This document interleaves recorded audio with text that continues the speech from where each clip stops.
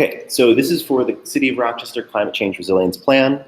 My name is Andre Primus. I'm working with Highland Planning. I hope you will forgive me if this ends up being a little, having a little bit of technical errors. This is the first time we've done a live streamed training, but we're trying to make sure that this is something where anyone who wants to be involved can get in and see it, and we want to make sure that it's not just for those people who can make a certain specific time, which is, again, sort of a theme of the way that we're trying to do this outreach, that we don't want people to have to, work around our schedule. We want to be able to work around other people's schedules.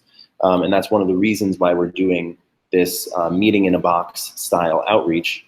We're hoping that it can allow us to reach out to people who might not be able to come to a public meeting. So this training is for anyone who is interested in helping out with this project, and we'll go a little bit farther into how you can do that. But to start off, the project overview. If you are going to be helping us collect input on this project, then you need to be able to answer the question, what's this all about? People will say that when they walk up to you when you're at a booth in a larger event, or when you're starting a meeting, they're going to say, raise their hands and ask why we're doing this. And it's a good question. And we have some materials to be able to help you answer that. But just for some background, just in case anyone here doesn't know, this is related to Rochester 2034. Rochester 2034 is the draft comprehensive plan that was just released by the city, and it's to guide the city's decision-making over the next 15 years. One of the things that was a recommendation of that plan was to form some climate change resilience planning and understand how we can make our city more resilient to the effects of climate change. That was a recommendation of the plan, and it's something that's already been moving forward as the city has been doing lots of climate planning over the past few years. The plan, the Climate Change Resilience Plan, is actually a follow forward from the Climate Vulnerability Plan, the Climate Vulnerability Assessment, which is itself related to the Climate Action Plan. You can see here we have our sort of flow chart where we had a Climate Action Plan which was completed in 2010, where it outlined Rochester's approach to reducing greenhouse gas emissions. So that's primarily reducing our effect on climate change. But one city reducing their effects on climate change is not going to stop climate change all by themselves. And so we need to be realistic about the understanding that there may be some amount of climate change, and we need to be prepared to deal with the impacts of that.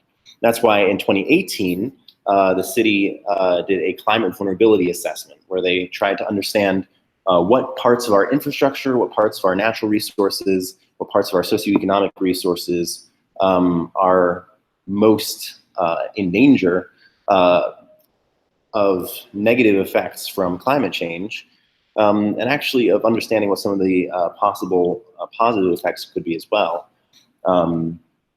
And trying to understand how we make sure that the Climate Change Resilience Plan reflects the correct vulnerabilities. So that was an important step that we did in 2018.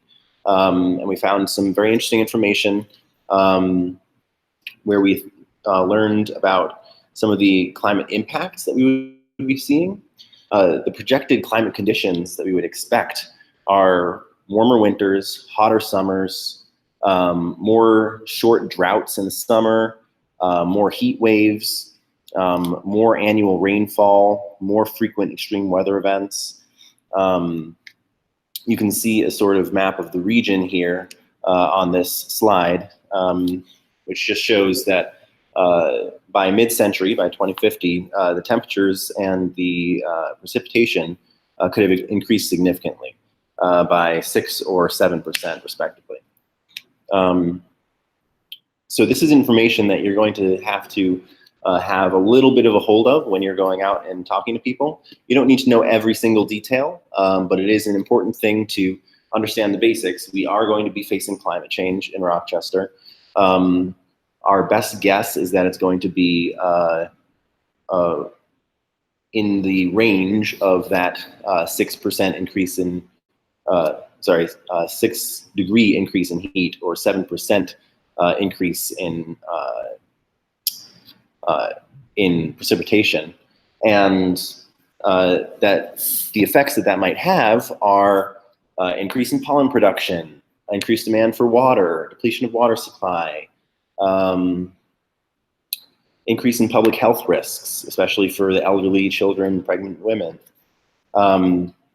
Things like increasing mold problems, more frost heaves and potholes on the road, stormwater issues, overflows, more erosion. These are the sort of things that we would be expecting to see from the increased heat and the increased precipitation. So that's sort of the background on what we understand now about the climate change that Rochester could be facing. So what is resilience? What are we talking about moving on from the idea of just mitigating those effects, just trying to reduce our climate change impact, but also how do we deal with those impacts? And so resilience is defined here as the ability of our community to withstand and adapt to the pressures of climate change and to react to difficult events by getting stronger instead of breaking down. And that's something that's really important. It's different than mitigation. That's something that you'll have to be able to explain when people are asking you what sorts of solutions they should be proposing. As you'll see when we get to exercise B, that it's less about saying, oh, let's all switch to electric cars because they don't emit gas or emit climate change causing CO2. But it's more about, if we're going to switch to electric cars, can we do it in a way that has a flexible grid that is resilient to, storm effects, dealing with power lines, things like that. It's more about how do we deal with those effects than how do we prevent them. Now, here's the strategy. Why do we need your help? We use a technique here at Highland Planning called Go to Them. And in general, that means that we try to reduce our focus on things like public meetings and try and increase our focus on things like pop-up events, online things like that. We generally see attendance of 40 people at public meetings, sometimes less, more if it's a really hot button topic. But a lot of people don't have time to take out of their schedules to go to meetings. But when we go to where people already are, we find that we can talk to 20 or 30 people over a couple of hours and get much richer and more in-depth information as well, because they haven't spent too long just sitting down listening to a presentation. They get to interact with someone who is asking for their input for the whole time that they're there. And that's usually a couple minutes a person. It's not onerous to them. It doesn't take stuff out of their day, but just allows them to stop by when we're at public market or an event like that. Or if they're already going to a meeting, they're already going to a neighborhood meeting that they planned around, they don't need to find more time in their schedule to go to a separate city public meeting. Rather, they're able to give the input they have at the neighborhood meeting they're already at. So that's the general ethos that we're going for here. But I can't be everywhere. I personally can't be everywhere. So I'm hoping that with some volunteers who watched the training video, that we can increase our reach and really be able to get out there and talk to as many people as we can about this very important issue for Rochester. So a little bit about public engagement basics, just two very quick things that you really need to know when you're talking to people and trying to get their input on this plan. The first thing is you do not lead people. Don't tell people what to say. No leading, just listening. And it might seem easy that you shouldn't tell people what to say, but it's actually really easy to influence people's input. For instance, if you're giving someone an example, if someone asks, what's an example of a way that we could we could mitigate the effects of climate change. If I say something like, oh, well, we could do something like making more homes have low energy air conditioning systems that are hooked up to heat pumps and things like that. Someone might say, oh, and then they might write that down. I wasn't trying to influence them. I was just trying to help them out and give them an example. But it would be better for me to say, well, think about what you would do if your home was affected by a storm. What would be some of the problems you would face if you had storm damage on your house? And then they would say, maybe, well, I might need to repair my roof. And then you would say, okay, so what do you think that could be done to help you repair your roof? This is not something, I'm not leading them, I'm asking them questions to draw out stuff that's about their life. And then I'm able to help them take that context and bring it into the realm of the input that I'm trying to receive. So it's really important. You don't lead people. You don't tell them your ideas too much. You really want to ask questions and get the, hear what they want to say. But you do educate. Just because you're not leading people doesn't mean you can't give them information. Many of the people you talk to won't have a strong background in climate resilience issues. Some of them will, whether they know it or not. People who have dealt with, homeowners who've dealt with storm events, things like that. They might have experience that'll help them understand that. But a lot of people, they just might not have the background. And so to be able to provide them information like the information I gave up front about how we will be facing climate impacts in Rochester and what some of those effects might be on our community is really good information you need to be able to provide to them so that they can in turn provide back good input to you. Materials and exercises. So we've done things like this before, and generally they've required a large amount of materials, something like several large boards and stacks of postcards and things like that. This I'm hoping to do in a slightly different way because most people, it's cost prohibitive to get all those materials printed and ready. But rather to have a short PDF that will give you all the materials you need in one manila folder. So the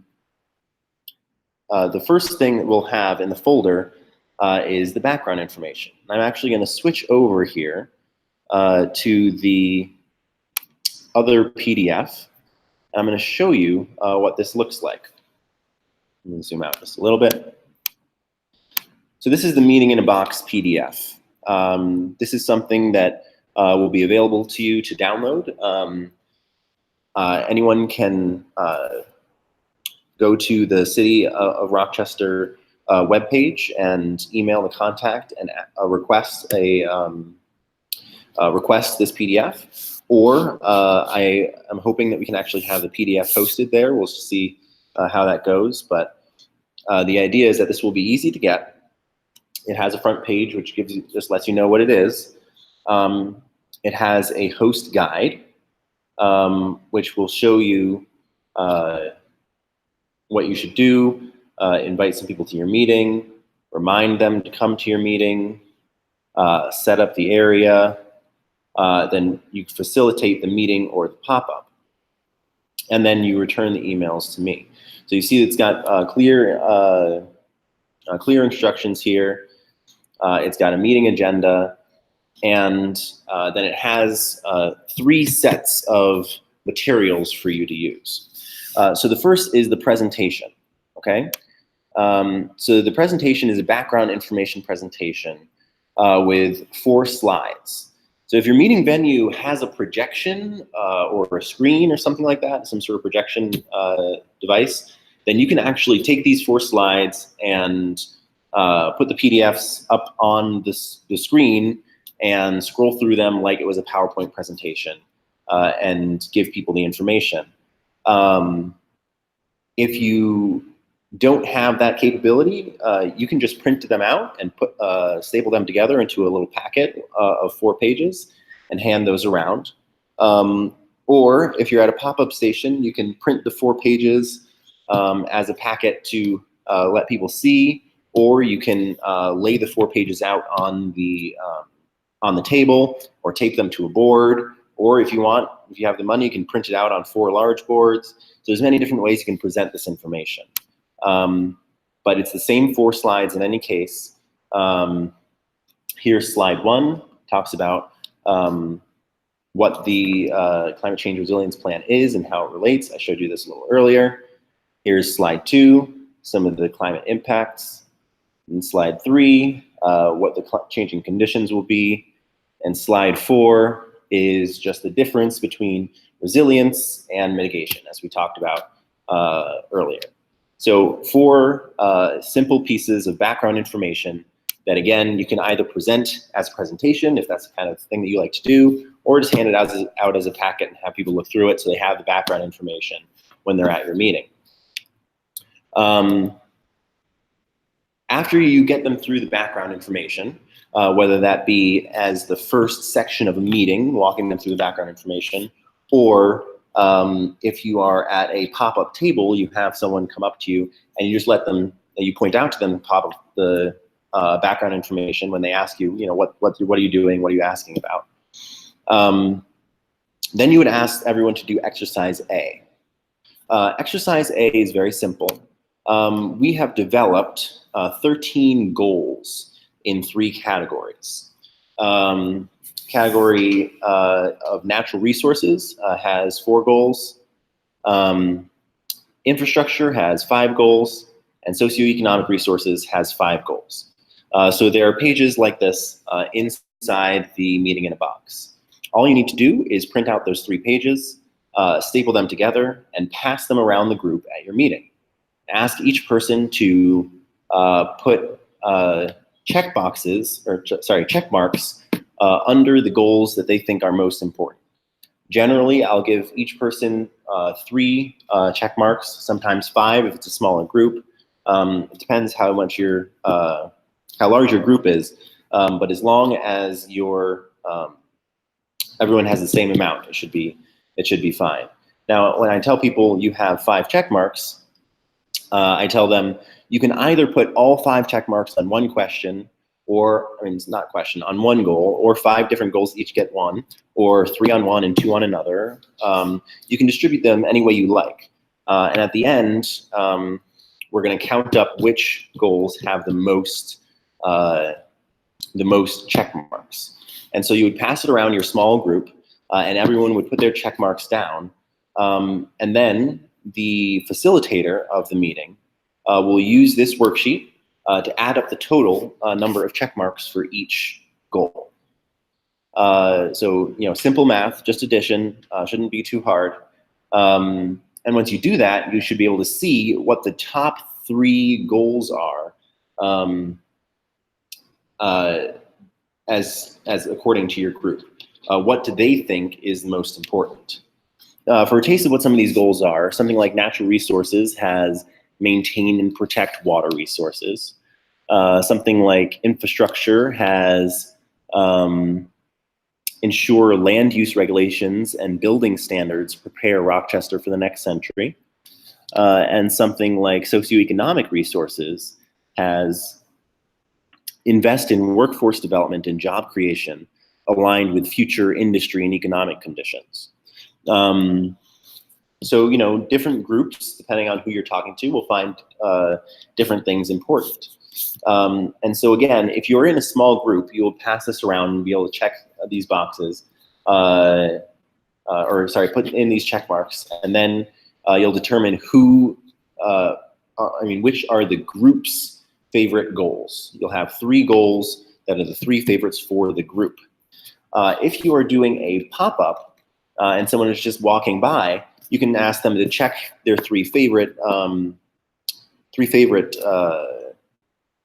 goals, and then they can take those and they can keep those as their personal favorites for the next exercise. So it's a small difference between when you're doing it as a meeting and when you're doing it as a pop-up. As a pop-up, each person has their own top 3 goals, and as a meeting, your group will have their top 3 goals. So after you do exercise A, you'll do exercise B, which is really the meat here. Exercise A is really just a preliminary thing that you're going to do in order to narrow down the scope here. What we're really hoping to do is get people's ideas on specific actions that they could take to accomplish the goals that we listed there. So that's something that's going to be really helpful to the city as we're developing this plan, and that's the main thing that we're trying to get out of people. But there's 13 different goals, and we don't want people to have to spend time writing a bunch of strategies or actions for every single one of those 13 goals. So instead, we ask to prioritize which goals are most important and just give specific actions for those. But for each of those, you can write as many specific actions as you want. Now, you can see those materials here.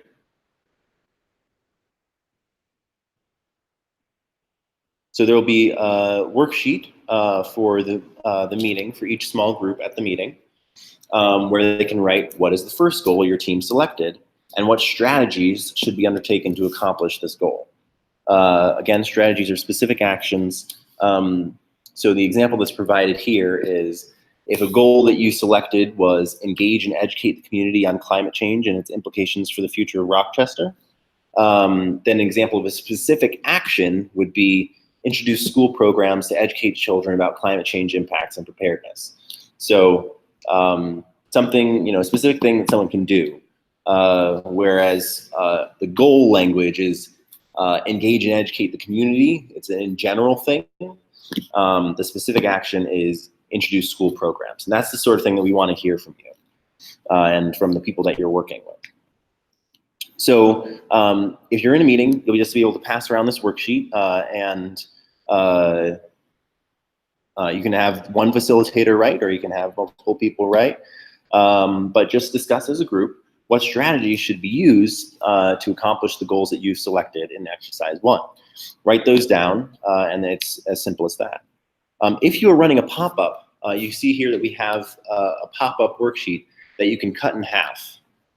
So it'll be 2 half sheets, and you can print as many of this page as you want. Just print just that page and cut it in half, and you'll get twice as many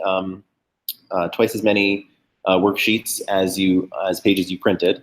And that's just something for you to hand to someone after they have check-marked their 3 goals that they think are most important. You say, would you like to suggest any strategies or specific actions for any of those goals? If they say yes, ask them to write the goal and then write what strategy they think should be used on that worksheet and then return it to you. And so you will keep those worksheets and you will be able to scan them and send them back to us here at Highland Planning. If you don't have access to a scanner, you can mail them to us. Our mailing address is on the meeting in a box, or you can type them up and send them to us. But we'd prefer to have either a scan or the original, just so we can see the person's handwriting. We know that's exactly what the person wrote, Also included in the meeting in a box here is a sign-in sheet. But so that's the main meat of the exercise, is that exercise B, where we're brainstorming and trying to understand what people's specific actions, they think should be taken by the city and others. There's also a survey. The online survey asks the same thing. It asks people to select a few of the goals that they think are most important, and then to suggest strategies for those goals. If you have a laptop or a tablet and you're at a meeting, you can pass that around and people can do it. Or if you're at a larger event, you can have people fill it out on your laptop or tablet. When we do that, we like to use a laptop lock so no one walks away with the laptop by mistake. But if you don't have the materials or the equipment to do something like that, At the back of the meeting in the box are sheets that you can cut out and hand out to people with the address for the survey. The survey is also mobile compatible, so they can do the survey on their phone.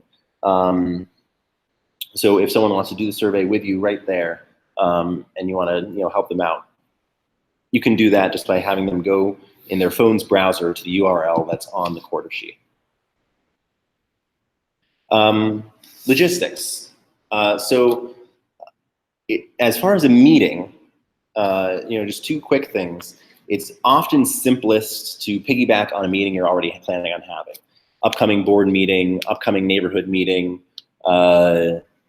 upcoming church meeting, whatever you're at.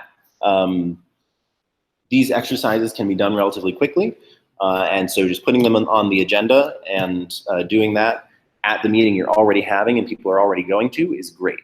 But if you want robust feedback, if you really want to spend a lot of time getting into the details and writing a lot of strategies that you think could fulfill some of those goals, then you're probably going to need more time and you might need a dedicated meeting. So you kind of have to assess which would work best for your group. If you have a group of particularly passionate activists or neighborhood members, then they might come out for a dedicated meeting, and then it would be worth organizing that. But if you have people who, they might be affected by climate change, but they're not really familiar with it, and you don't think that they'd come out for a specific meeting, it's best to find a meeting you're already having and use that. So you have to assess what's best for your group. As far as pop-ups, we've had success doing pop-ups all over the place, at the public market, at the DSS, at fairs and festivals, farmers markets, at the transit center, almost anywhere you could do a pop-up. The real key is to go to places where people will already be but won't be in a hurry. We always get lots of responses when we go to the transit center because people are waiting around. They have nothing to do. Whereas if you are, at a popular lunch spot during lunch hour downtown, that's great. But people will probably be in a rush to get back to the office and they don't have time to talk to you. So, or if you are, at a school around 3 o'clock, obviously people aren't going to have time to stop and talk. They got to get their kids. They got to go. You want to try to find something where people are not in a hurry, because you want to make sure that you are taking the least of their time as you can, and that you're really allowing them to provide their input in a way that's low stress for them. So 2 hours is a good length generally for a pop-up. You'll be able to talk to a lot of different people in 2 hours. Longer can work as well. Generally, if it's going to be shorter, it might not be worth the time scheduling it. It depends. If it's simple to schedule, then go for it. But generally, I try to get at least 2 hours talking to people if I'm going to get my materials together and find a table and stuff like that. And then reporting back. So like I said, scan all materials and email them to me, or you can send them to me via snail mail. Either way should work, but I much prefer email just because it's quicker and simpler. And if we have any questions, I'm going to be looking at the comments here on the live stream for a couple minutes and make sure we don't have any questions. And then I'm going to switch to the camera so you can see me, and I'm going to show you a couple of the materials. So I'm just going to wait a minute and give people a chance to type in their comments or questions. All right, so I'm going to switch the camera here.